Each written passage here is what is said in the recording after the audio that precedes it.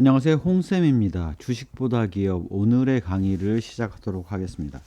오늘의 강의는 여러분들이 익히 알고 있는 퍼의 의미에 대해서 좀 상세하게 설명을 드리려고 합니다. 퍼는 대부분 익숙하게 알고 계실 거예요. Price Earning Ratio, 이익 대비 주가의 비율, 바로 그렇게 정의가 되어 있죠. 자, 그러면 우리가 이전 시간에 했던 거를 좀 요약 정리를 해가면서 시작을 하면, 시가총액은 퍼에다가 EBIT이라고 볼 수 있는데, 시가총액이 주가라는 거는 시가총액을 주식수로 나눈 거지 않습니까? 그래서 퍼에다가 주당 EBIT을 곱한 것이 주가다라고 우리가 통상 알고 있죠. 자, 이런 전제하에서 우리가 이전 시간에 다룬 걸 보면, 시가총액 V0는 현재의 시가총액입니다. 기업의 프리캐시플로우인 기업의 FCF를 현재 가치화해서 할인한 것이다라고 우리가 알 수가 있어요. 이 R분해로 나눈 것이 바로 영구채의 현재 가치를 할 때, 영구적으로 프리캐시플로우가 발생한다고 가정했을 때 이를 현재 가치화하면 어떻게 되느냐라는 것들을 나타내고 있죠. 그래서 이렇게 우리가 익히 알고 있고 배웠습니다.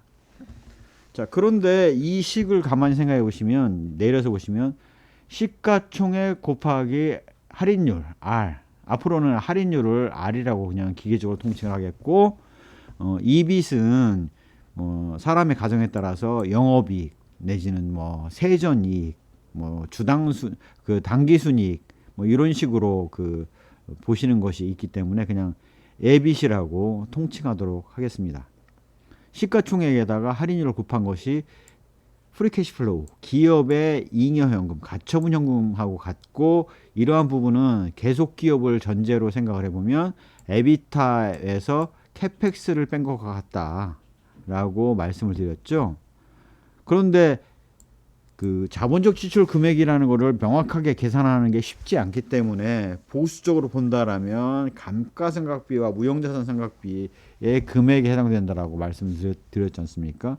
그래서 에비타에서 감가상각비와 무형자산상각비를 빼게 되면 이는 에빗과 유사하다라고 이미 말씀을 드린 적이 있었죠. 자, 그래서 우리가 원하는 시가총액을 계산하려고 하면 프리캐시플로우가 영구적으로 발생한다고 R로 나눠서 할인한 현재가치, 에비타에서 캐펙스를 뺀 거를 R로 나눈 현재가치, 이 식을 각각을 R로 나눠주면 이 동일한 식이 성립을 해야 되죠. EBIT을 R로 나눈 현재가치라고 보실 수가 있습니다. 그러면 이거를 좀 나눠보죠. R분의 1 곱하기 EBIT. 이 동일하죠? 이렇게 볼 수가 있습니다. 자, 그러면 요 퍼 곱하기 EBIT이라는 건 나중에 설명을 드리기로 하고, 퍼의 정의를 한번 생각해 보시자고요. 퍼는 시가총액 나누기 EBIT를 한 것이 퍼지 않습니까? 그러면 우리 이 위에 기업 가치를 낸, 시가총액을 낸 식을 EBIT으로 각각 다 나눠주면 항상 성립을 해야 되겠죠. R분의 FCF를 EBIT으로 나눠주면 R 곱하기 EBIT분의 FCF가 됩니다. 에비타 빼기 캐펙스를 R로 나눈 것이 이 본식인데, EBIT으로 나누면 같을 수밖에 없죠.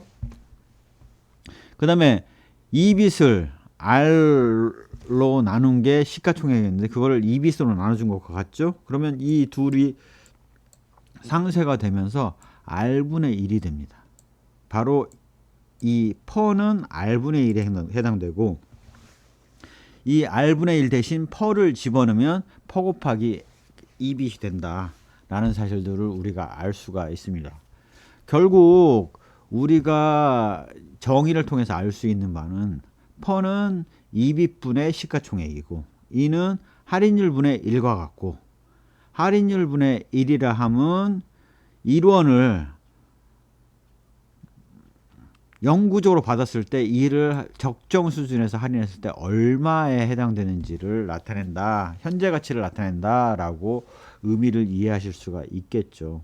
결국 시가총액은 R분의 1 곱하기 EBIT이기 때문에 퍼 곱하기 EBIT과 같습니다. 즉 시가총액은 퍼에다가 EBIT을 곱하는 것과 같고 이거를 주식수로 나누면 주가에 해당된다. 퍼 곱하기 주당 EBIT이 바로 주가가 된다라는 사실들을 우리가 익히 알 수가 있습니다. 요 퍼가 R분의 1이기 때문에 R은 퍼분의 1로 해석을 할 수가 있겠죠. 그 다음에 퍼분의 1이라 하면 요 EBIT을 시가총액을 EBIT으로 나누는 거를 뒤집으면 되겠죠. 그래서 시가총액분의 EBIT이다. 즉 우리가 투입한 금액 대비 평균적으로 나오는 캐시플로우 금액, 향후에 한 해 동안 평균 나오는 금액이 얼마냐라는 비율이 바로 R이다 라고 이해하실 수가 있습니다. 우리가 통상 그 퍼가 뭐 우리나라 평균표가 과거 실적으로 보면 뭐 15다 뭐 이런 얘기를 많이 하는데 계산하기 쉽게 퍼가 20이라는 거에 의미를 한번 생각을 해보겠습니다. 일단 시가총액이 예상되는 이익의 20배 수준이다.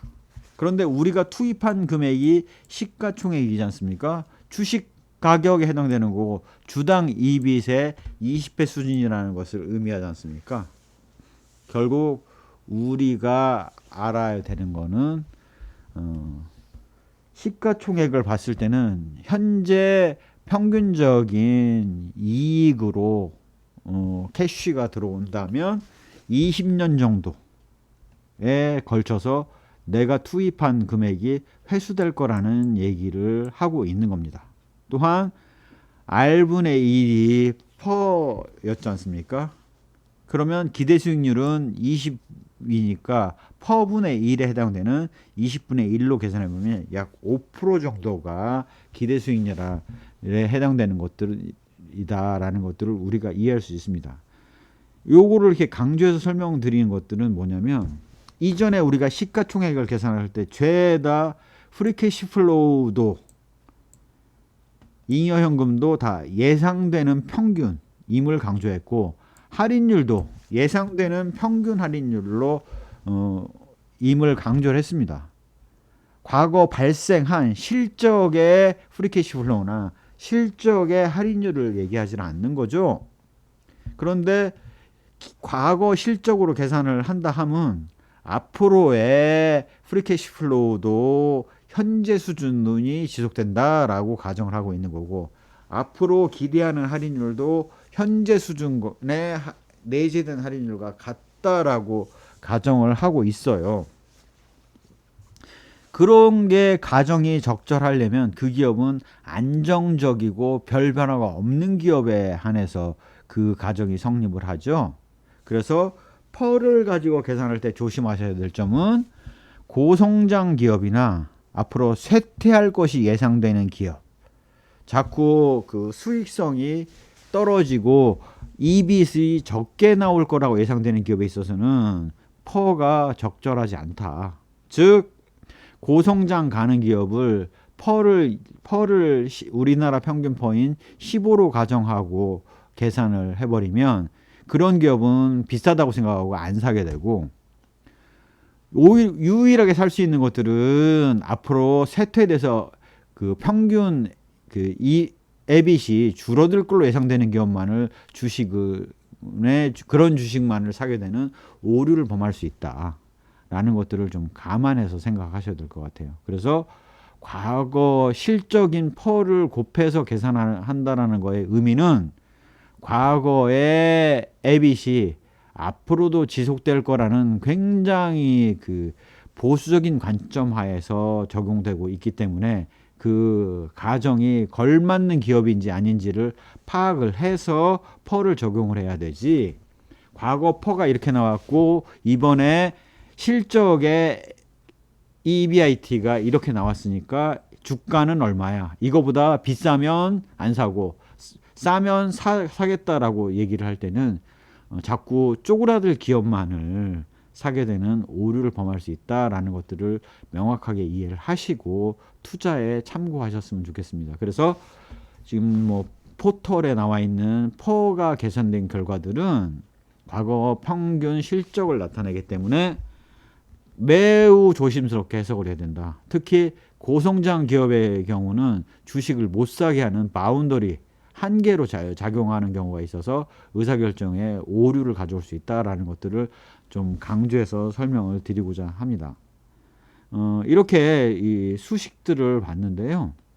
이런 수식들이 갖고 있는 그 것들을 통해서 우리가 지금 익히 알고 있는 적용하는 퍼들이 어떠한 의미를 담고 있고 그 퍼의 역수가 우리가 기대하는 수익률을 나타내며 퍼를 계산할 때 과거 실적으로 계산하면 미래 예상되는 프리캐시플로우의 평균치를 계산해야 되는데 그것이 아닌 과거 실적을 썼기 때문에 아주 엄격한 가정. 앞으로도 이 기업은 과거 실적 정도의 프리캐시플로우가 나온다는 엄격한 가정을 두고 있는 거라서 한계가 있다라는 사실들을 좀 명확하게 이해를 하시면 주식 투자를 하시는데 좀 도움이 되실 것 같습니다. 이러한 그 한계를 명확하게 아시는 것들이 대단히 중요하다는 것을 좀 강조를 드리고요. 이번 제 강의가 마음에 드셨다면 구독, 좋아요, 알림 설정 부탁드리겠습니다. 감사합니다.